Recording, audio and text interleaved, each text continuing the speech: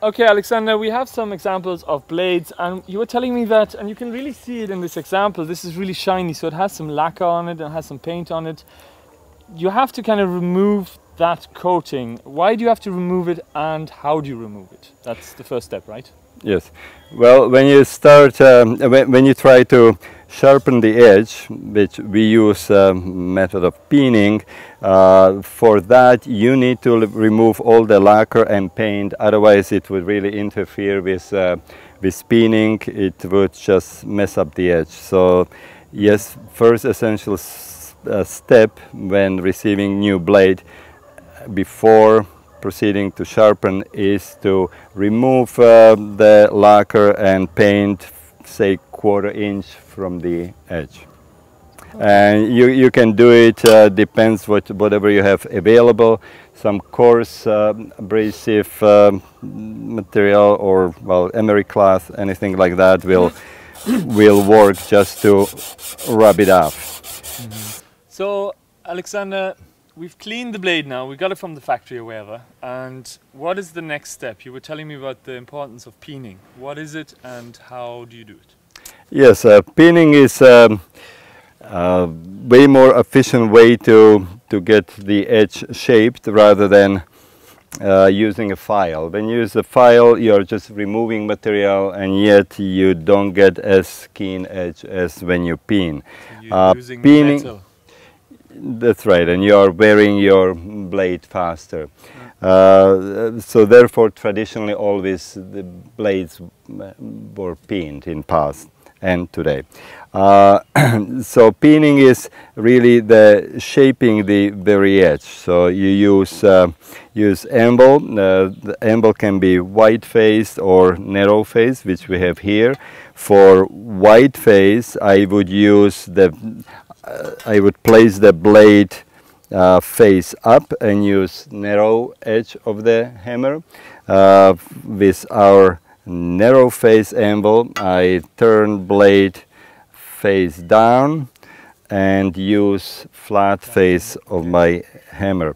Now when again, even anvils come in different shapes and sizes. Sometimes they are placed in embedded in wooden setting, wooden bench, stump, but this one is easy to take to the field. It has long prong. You set it in a ground. It's tall enough that it allows me to rest my blade on my thighs as I am working on it. I set it in diagonally, so it accommodates the direction of how I swing on my hammer. I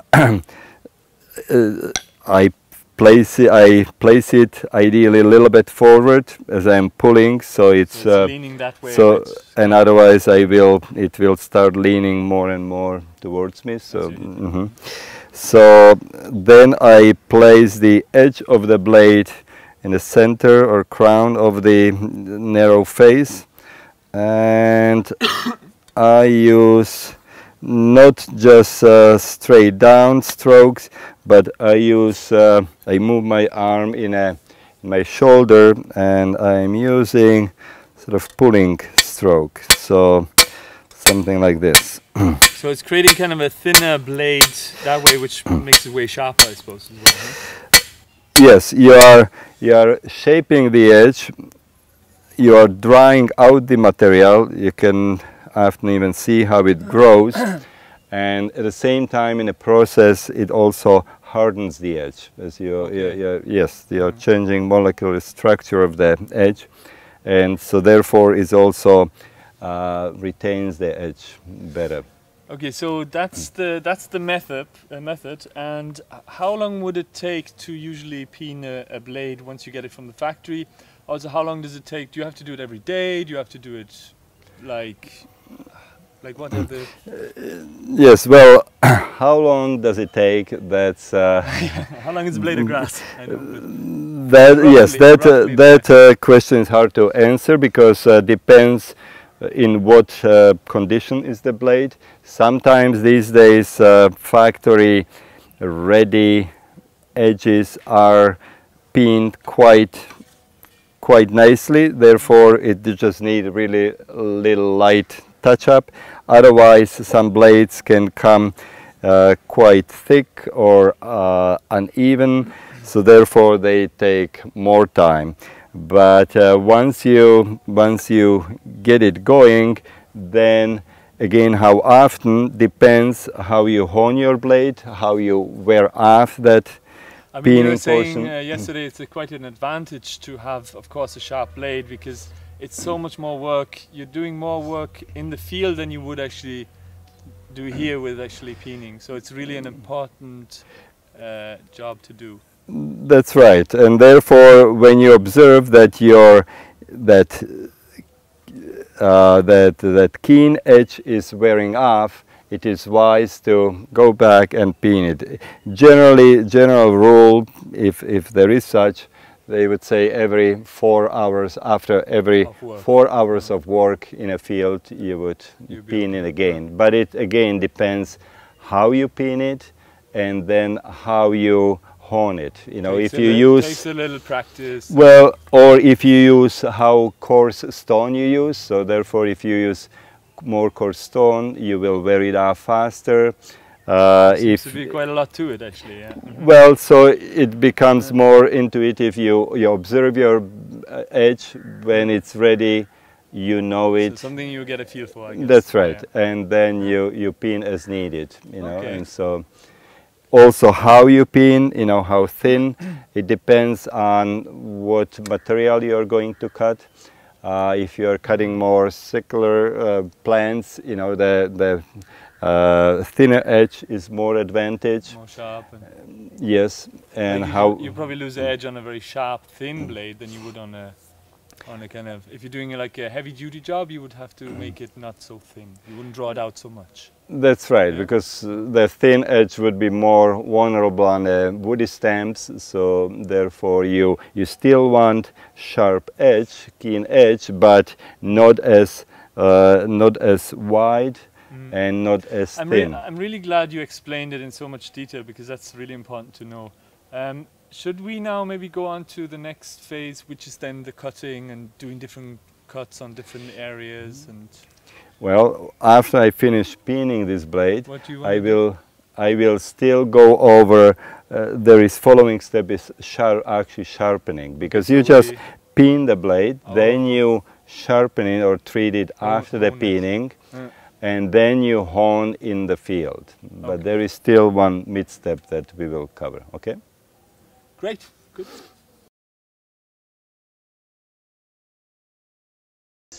So Alexander, we're following on now from this anvil to another kind of peening anvil, which kind of takes some of the work out of it for beginners. That's what you were telling me. It's like a little bit easier to kind of do with this one than rather with this one, even though this one gives a nicer finish. Yes, with freehand peening you have more control. However, yeah, go on. You will cut it out, right? Yeah. With the freehand peening, you have more control over desired result. However, yes, peening jig is a bit more straightforward. You know, it's less possible to make mistakes, you know, using a jig. When you are driving the jig itself into the stump, it's good to pre-drill.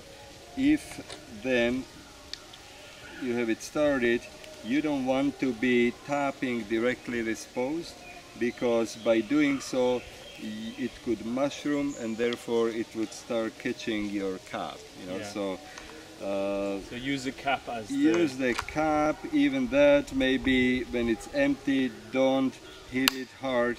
Usually when you already have it, you know, a piece of wood on top, would that help? I think. Well, it's actually between these surfaces that you don't necessarily want to drive too hard empty. This cap is fine. So, but once you get it already so pre-drilling in, then by using it you will finish it and get it all the way in. So in this case we are jig, you know, the the platform on a jig is working as a flat face anvil. So therefore, we are working on a blade face up. Can I just say, so this is then what creates the little groove on the blade? Yes, and you have the jig. This particular jig comes with two caps. So therefore, they are marked usually 1 ring, 2 rings. So you start with ring number 1, finish off with number 2. When you are just touching up your blade later, you would skip ring number or cap number 1 and just touch up with number 2. It's a great invention. So you're kind of starting it off, making the rim kind of what do you call it, like a little bit shallower, and then you can make it wider with the yellow one. I guess that's well. Then we can take close up or link to where it's there is a little diagram. Is explained. Well, you I'll try see, and put that onto the video itself. You see, this highest point of this cap is about 2 millimeters away from the center point. So therefore, it's reaching further, is establishing kind of line a little further back. However, this one, its highest point is right next to points, next to the. So it's kind of it's going like the shot. It's like this. This is the top of the blade, and at first you'd only get a hollow bit here, but with the yellow one you get the hollow all the way up to the tip of the blade. Is that correct? You finish it off, because at the same time, if you would just start with the second one, there would be too much material to move, and it cannot be done. It would. Okay. So that's why you need to do it in 2 steps on new and thicker blade. Once you already have a thin edge and you want to just touch it up, then the yellow one would be the one to go. Then the cap number 2 is sufficient. Yeah. Okay. So if we say that we start with cap number 1, see here we are. It's awkward. We are awkward because it's not ideal setting, but I keep my blade tight, flat on the table of the jig. I don't want to be lifting the blade or having it unsupported. I don't want to see any shadow line here. So it has to lay flat on the surface of the. Yes.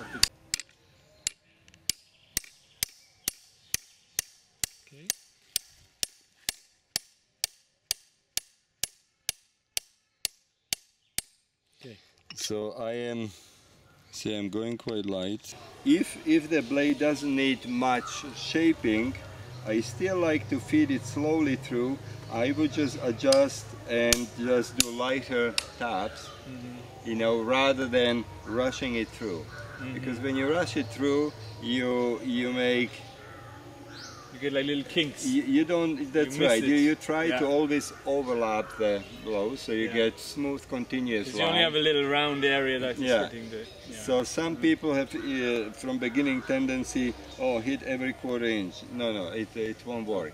Slow and steady wins the race. Yeah. If you need just light touch up, still I usually would almost do like. Move just 1 millimeter at a time, just very slowly, and if I need to just light touch up, I do lighter taps. And as a beginner, I would keep looking at the blade every 10 seconds probably. I would. Is that a good idea? Yes, just to double check what's happening, and if you need to tap harder or lighter. So. And so then you do pass through with cap number 1, and then you follow up with cap number 2. So you do the whole blade, cap number 1, yes, cap number 2.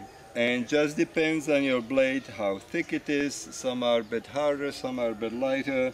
So sometimes it requires 2 passes with 1 cap. Finish it off also with, just depends, you know. You just have to observe your edge, what's happening, and adjust accordingly.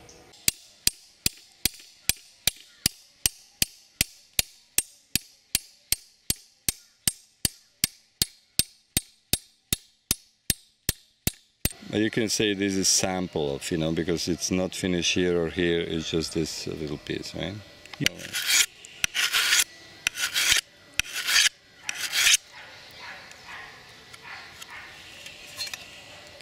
You don't, let's see, in just a moment, I don't think you, no, you don't see the burr yet.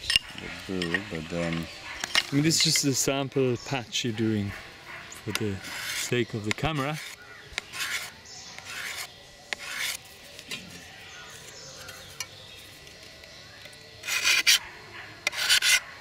And I mean, we understand it normally would be more even, but we are kind of doing this just for the camera's sake right now.